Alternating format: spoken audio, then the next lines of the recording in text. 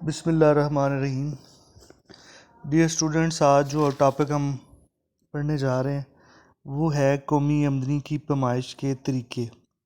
جیسے ہم نے پہلے قومی آمدنی کے بارے میں بات کی، اس کے مختلف کنسیپٹ کو سمجھا، آج ہم یہ جانیں گے کہ قومی آمدنی کی میجرمنٹ کیسے کر سکتے ہیں کسی اکانومی میں۔ تو قومی آمدنی کی پیمائش کے 3 طریقے ہیں، یا 3 طریقوں کے ذریعے ہم قومی آمدنی کو ناپ سکتے ہیں، شمار کر سکتے ہیں۔ پہلا طریقہ ہے پروڈکٹ میتھڈ، یعنی پیداوار کا مجموعہ۔ آپ نے ٹوٹل پیداوار کا مجموعہ لینا ہے، اسے بازاری قیمت کے لحاظ سے ٹوٹل نکالنا ہے، تو ہم معلوم کر سکتے ہیں کسی ملک کی قومی آمدنی کتنی ہوگی۔ دوسرا ہے جو فیکٹر آف پروڈکشن ہوتے ہیں، آپ کو پتہ ہے زمین، محنت، سرمایہ، تنظیم،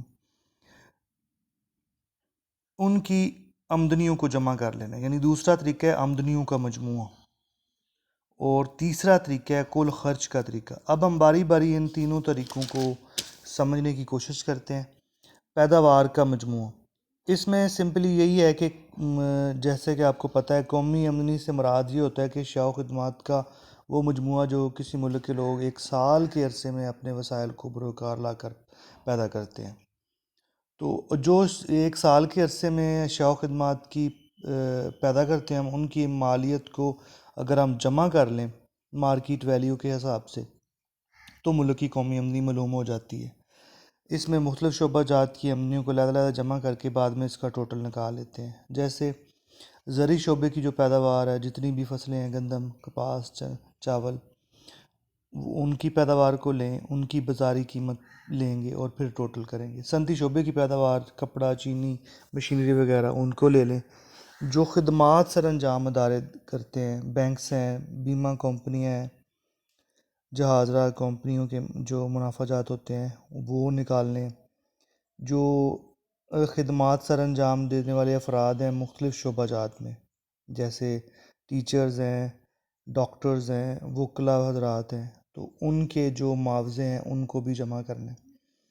تو اس میں مین بات یہی ہے کہ ہر شعبے کے پیمائش جو ہے وہ ان کے پیمانے الگ ہیں۔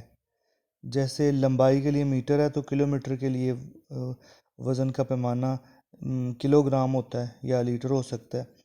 تو ان تمام اشیاء کی کل پیداوار کو نہیں جمع کر سکتے، بلکہ ہمیں مارکیٹ ویلیو کے حساب سے پہلے مالیت معلوم کرنے کی ہوگی۔ جیسے کہ اگر میں گندم کے بارے میں بات کروں، فرض کر لیں کہ گندم ہوتی ہے ایک سال میں 10 لاکھ من ہوتی ہے، تو بازاری قیمت اس کی نکلتی ہے، اگر فرض کر لیں کہ 1300، تو ہم 10 لاکھ کو 1300 سے ملٹیپلائی کر کے اس کی ٹوٹل مالیت نکال سکتے ہیں۔ اسی طرح چاول، گھی اور کپاس، ان سب کی نکال سکتے ہیں۔ خدمات سر انجام دینے والے جو ادارے ہیں، ان میں ہم نے دیکھنا ہے کہ کتنے کل افراد کام کر رہے ہیں اور فی کس ایک بندہ کتنی تنخواہ لے رہا ہے، ٹھیک ہے۔ تو ان کو پھر ملٹیپلائی کریں گے، تو اسی طرح تمام شعبہ جات کی کل قومی آمدنی نکال سکتے ہیں۔ اس میں احتیاطیں کرنی جو ہیں، پہلے بھی بتا چکا ہوں کہ ڈبل کاؤنٹنگ نہیں کرنی، ایک چیز کو بار بار کاؤنٹ نہیں کرنا، اس کی فائنل شکل لینی ہے، ٹھیک ہے۔ آپ کپاس کو بھی کاؤنٹ کر لیں اور کپڑے کو بھی، ریڈی میڈ گارمنٹس کو بھی کر لیں، ایسے نہیں ہونا چاہیے۔ آپ نے فائنل جو پروڈکٹ ہے اس کو کاؤنٹ کرنا ہے۔ اسی طرح جیسے لکڑی کی مثال دی ہے، خام لکڑی کو بھی کاؤنٹ کر لیں اور فرنیچر کو بھی، ایسے نہیں ہے صرف فرنیچر کو کاؤنٹ کریں۔ جو چیزیں آپ اپنی تفریح کے لیے کرتے ہیں، کوئی شخص گھر میں پودے لگاتا ہے، تو ایسی آمدنی کو شمار نہیں کیا جاتا۔ خود جو استعمال کی اشیاء گھر میں کرتے ہیں ہم لوگ، وہ شمار نہیں کرنی، جو خود ہم لوگ کرتے ہیں بلا معاوضہ خدمات، سویٹر بنا لیتے ہیں گھر میں، کھانا پکا لیتے ہیں، جوتا پالش کر لیتے ہیں، ان کی جو اخراجات ہیں وہ نہیں ڈالنے۔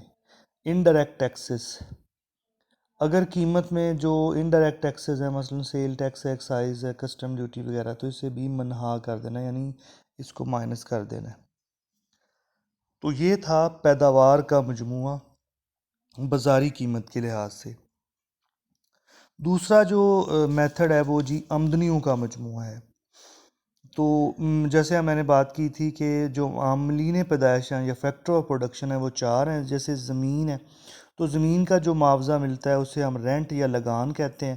تو تمام زمینیں، چاہے وہ قدرتی احتیاط ہوں، مکان ہوں یا زرعی زمینیں ہوں، ان کے سارے سب کے، یا رہائشی مکان ہیں ان کے جو کرایہ جاتا ہے ان کو جمع کر لیں گے۔ اسی طرح جو مختلف سیکٹرز میں کام کرنے والے لوگ ہیں انہیں محنت کی مد میں جو اجرتیں ملتی ہیں ان کو جمع کر لینا ہے۔ ان کو جو دیگر مرات ملتی ہیں، الاؤنسز ہیں، بہبود فنڈز وغیرہ ہیں، وہ بھی شامل ہوتی ہیں رقوم۔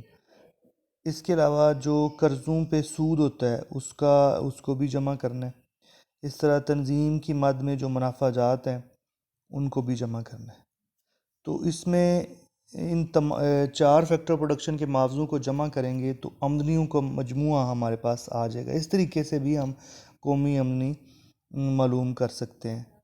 تو اس میں احتیاطیں پھر وہی ہیں جو بلا معاوضہ خدمات، جو بلا معاوضہ ہمیں پیسے مل جاتے ہیں ان کو کہتے ہیں شامل نہیں کرنا۔ انتقالی ادائیگیاں جو ہوتی ہیں، ٹرانسفر پیمنٹس، ان کو قومی آمدنی شمار نہیں کیا جاتا کیونکہ وہ بغیر محنت کے ہمیں زکوٰۃ، خیرات، صدقات، پینشن، ٹھیک ہے، تحائف وغیرہ ملتے ہیں۔